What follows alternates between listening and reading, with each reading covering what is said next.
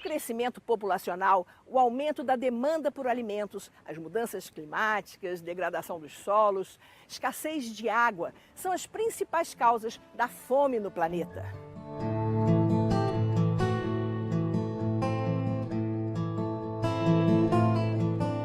Conseguiremos encontrar alimentos em quantidade e qualidade suficientes para satisfazer as necessidades de uma população em crescimento? Este documentário Expedições percorre os caminhos da segurança alimentar no Brasil.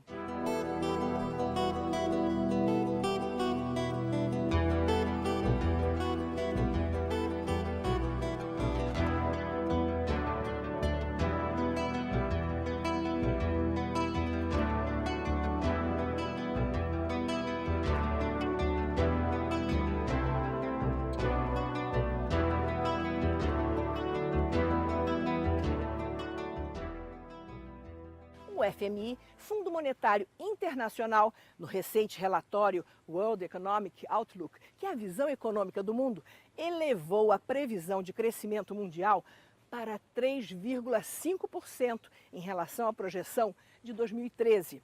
Por outro lado, a FAO, que é o órgão da ONU para a Agricultura, alerta para a mortalidade por desnutrição de 2,5 milhões de crianças em 2014. Por definição, a segurança alimentar só existe quando todas as pessoas, todo o tempo, têm acesso físico e econômico a uma alimentação nutritiva, saudável e em quantidade suficiente para atender às suas necessidades e preferências para uma vida ativa. Conversamos com a presidente do Conselho Nacional de Segurança Alimentar e Nutricional, que é um órgão de articulação entre governo e sociedade civil, Maria Emília Lisboa Pacheco, sobre quais são as orientações para o Brasil garantir direito humano à alimentação. Segurança alimentar significa assegurar o direito humano à alimentação à população, um alimento de qualidade, um alimento saudável, que não seja contaminado, que seja livre de transgênicos e livre dos agrotóxicos, que seja um alimento que leve em conta as diferenças culturais do país. Mas a segurança alimentar também significa preservar a biodiversidade.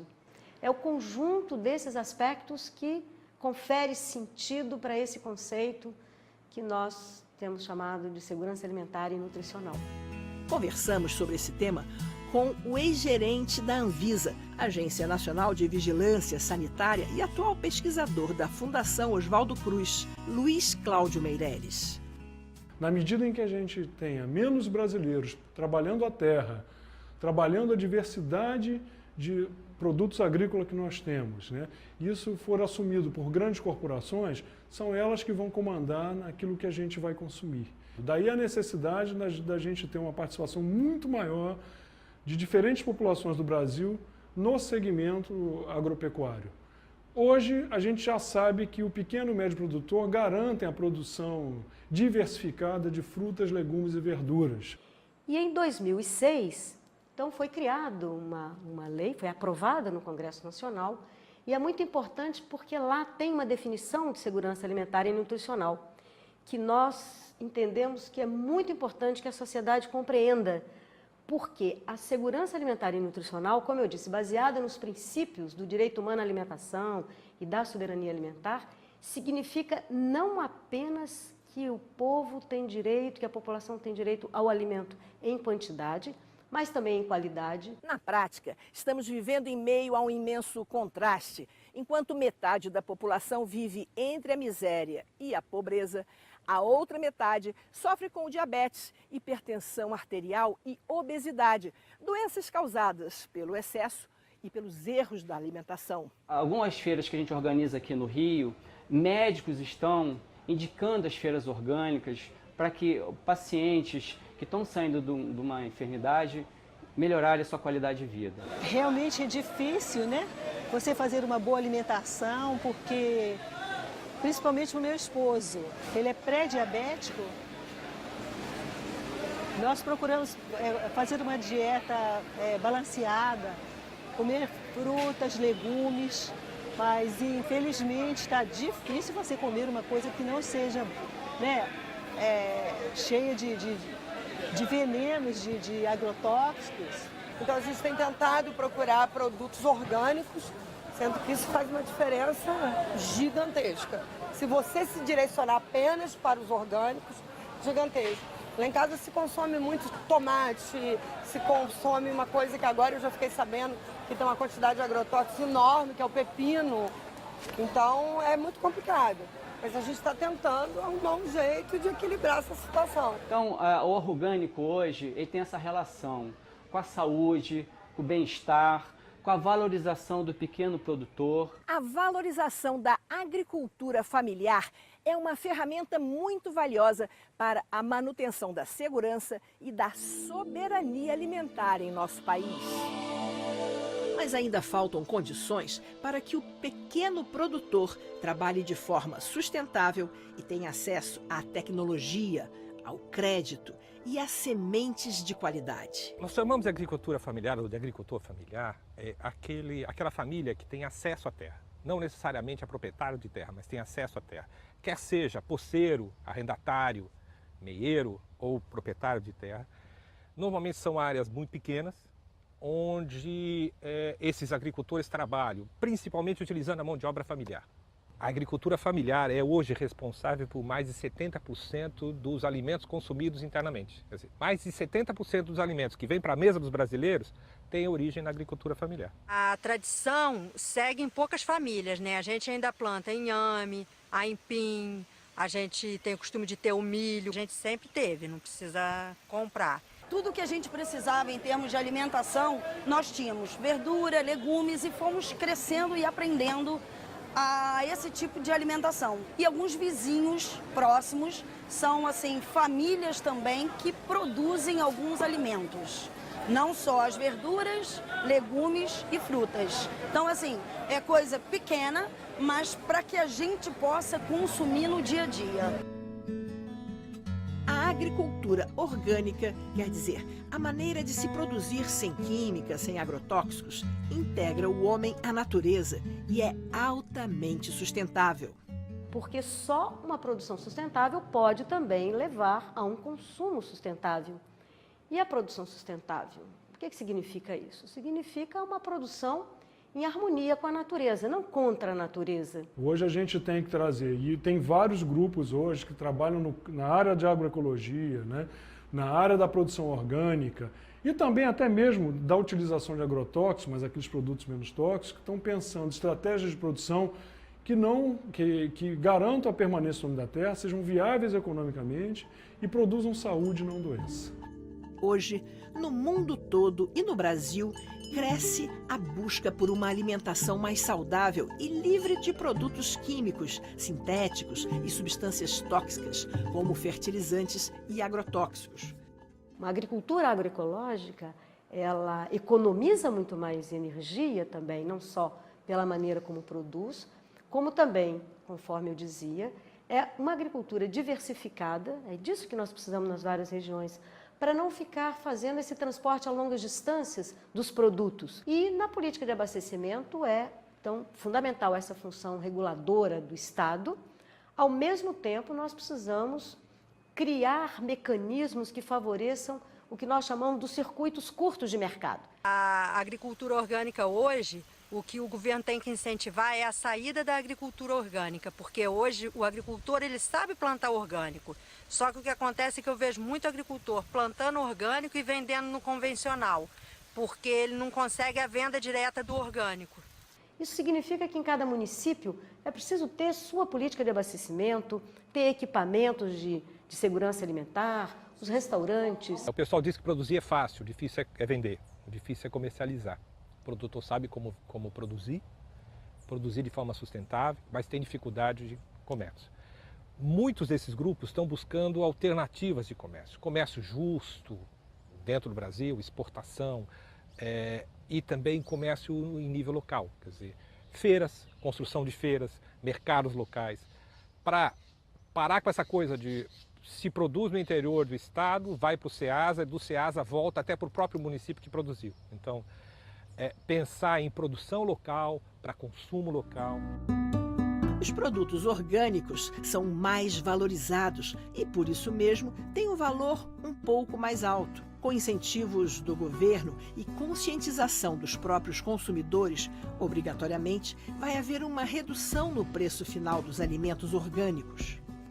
A criação, então, desses espaços para a produção, para a venda de produtos da agricultura familiar. Produtos saudáveis, produtos sem veneno e produtos que tenham um bom preço.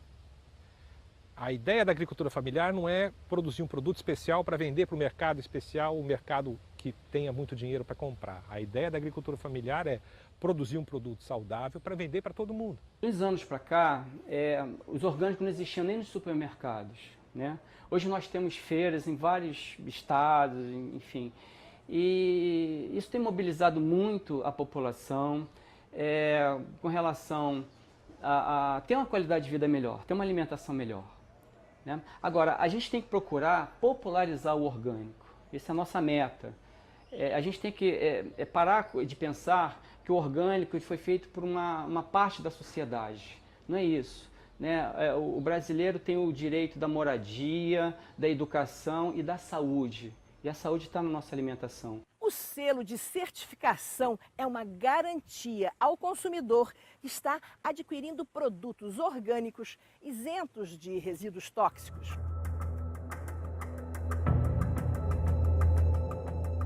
Agora, por que não é exigido um selo para mostrar os produtos que têm agrotóxico, que têm venenos que causam mal às populações? O candidato a produtor orgânico é obrigado a se submeter a um rigoroso processo seletivo em todas as etapas da produção.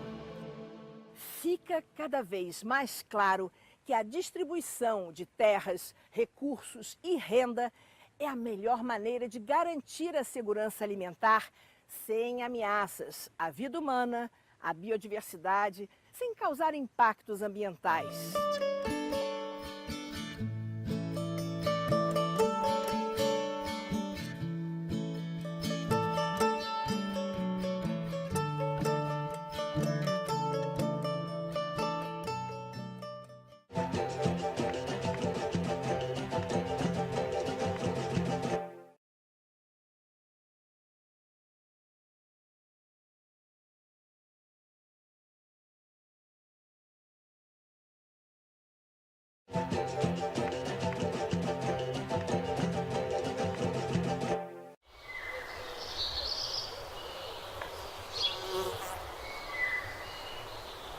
A questão da segurança alimentar está presente em todas as nações do mundo. Só que, ao contrário de países que têm problemas com desertos, geleiras e falta d'água, o Brasil tem todas as condições para proporcionar alimento farto para a sua população.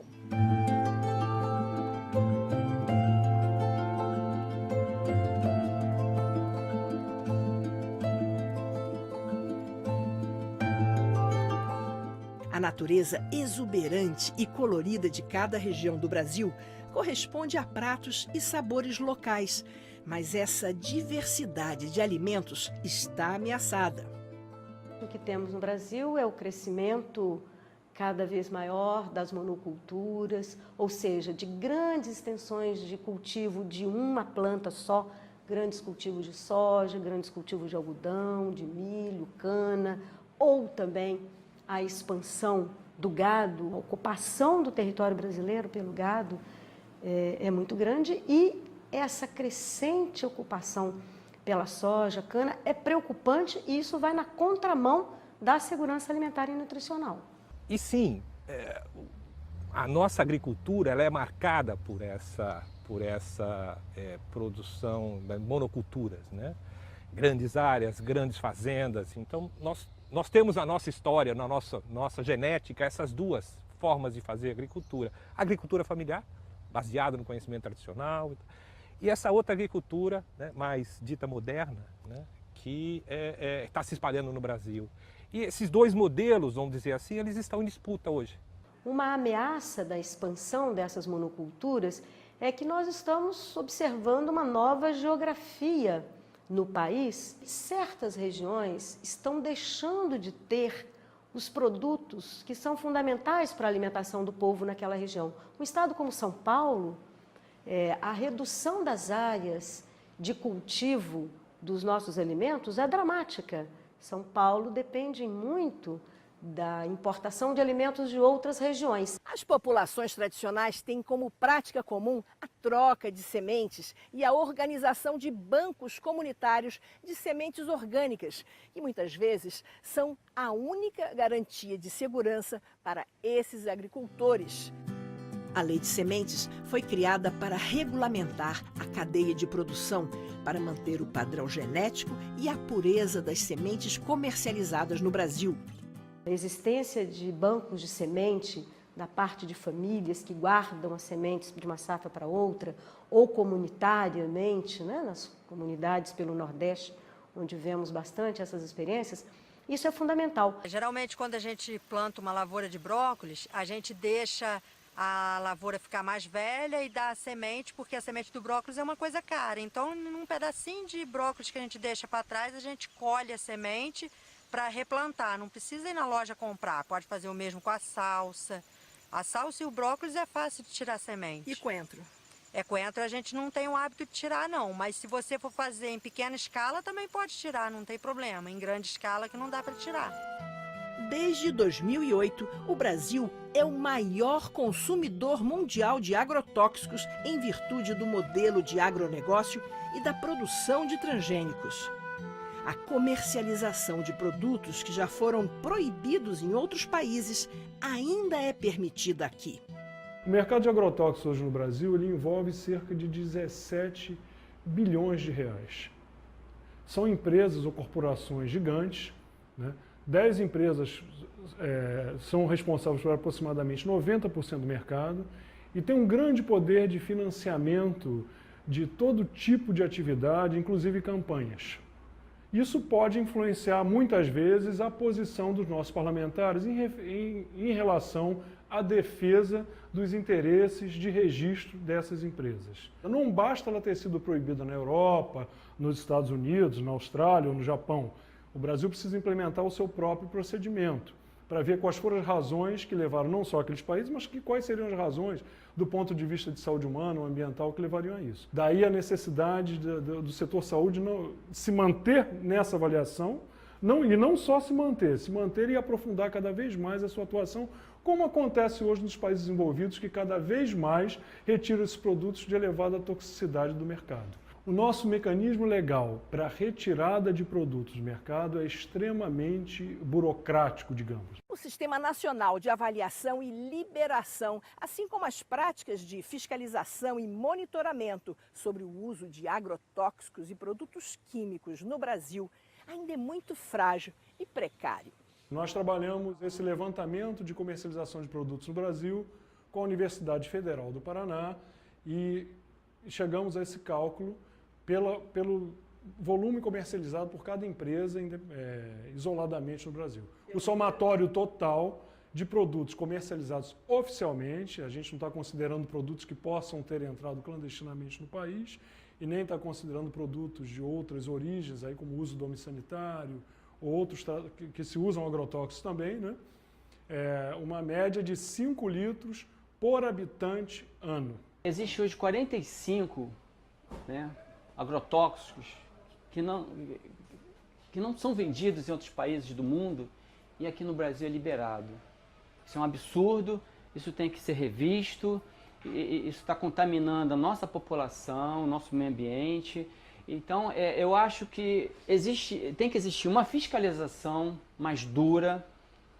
É certo que os selos, as certificações também é importante, mas se a gente estiver lidando com pessoas mal intencionadas, ele tem como burlar isso. E já foi comprovado que 5 litros de venenos são consumidos pelos brasileiros anualmente.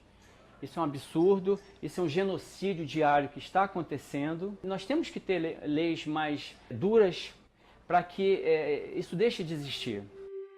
Outra questão que preocupa são os produtos transgênicos, geneticamente modificados em laboratório, fazendo com que eles desenvolvam características diferentes das originais.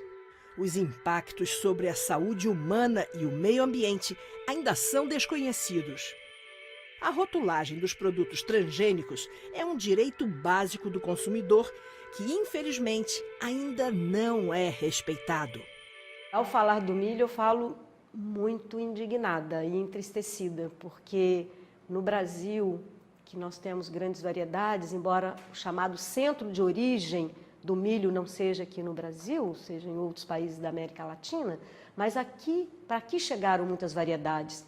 Mas por que eu fico indignada? Porque nós tivemos aqui a liberação, a autorização do milho transgênico. Então, a contaminação das variedades de milho cresce de forma assustadora no Brasil atualmente e nós temos o risco de perder essas variedades, que são fundamentais para cada alimento que nós queremos produzir.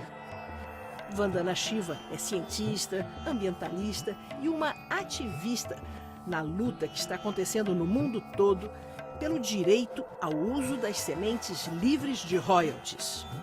I would like to hear about the campaign, the seeds campaign against those big corporations in your country. Well, I was compelled to get into the area of saving seeds when I realized at a meeting on biotechnology in 1987 in Geneva that the corporations wanted to patent seed. And they said very clearly, the reason we must do genetic modification and genetic engineering is then we can claim we've created something new. This is our invention, therefore it's now our property. I grow a crop, I save the seed, I grow it out for the next season. The soil, the seed, and I are working. How can they say, that's our seed, pay us a rent on the reproduction of the seed? And I think if we don't stop patenting on seeds, we will not be able to stop the destruction of our planet. Because in the name of the green economy, these corporations want to own not just the seed, not just its reproductive capacity, they want to own the very processes through which life rejuvenates itself on this planet. Vandana Shiva denuncia o suicídio de milhares de agricultores indianos com o colapso da produção agrícola e a falência financeira ao se endividarem e ficarem dependentes das grandes corporações que vendem sementes transgênicas. One seed alone, cotton, 95% is owned by one company. 10 billion rupees is what flows out of India in royalty payments. When they patent a seed, they treat it as their property, they collect royalties from farmers. When they collect royalties from farmers, they get the farmers into debt. 250,000 Indian farmers who've become indebted have committed suicide in the last 15 years since the corporations started to take control over our seed. Como o conceito de segurança alimentar fala numa alimentação saudável, adequada, isso significa que nós temos aí um embasamento importante para conseguir uma mobilização da sociedade pela redução do uso de agrotóxicos no Brasil. Pimentão, morango, tomate, alfaces são os produtos que mais hoje nós temos com agrotóxico. São agrotóxicos, são venenos, né? Exatamente, né? O termo já diz. E a legislação ela foi muito interessante do como ela abordou, conceituou esse tipo de produto. É um produto que precisa ser muito estudado para que a gente tenha certeza de que ele não traz perigos para a saúde humana. Esse é o papel da Anvisa enquanto instituição. Ela tem que fazer uma avaliação e essa avaliação do ponto de vista científico cada vez deve ser mais aprimorada para que a gente não disponibilize produtos que causem mal tanto ao trabalhador como ao consumidor, que na sua salada ou na sua refeição não deve ter uma quantidade de produtos que o exponham a um perigo por longo prazo, a doenças como câncer, alterações embrionárias, doenças neurológicas e tantas outras que a gente estuda para avaliar o produto antes da sua autorização no Brasil.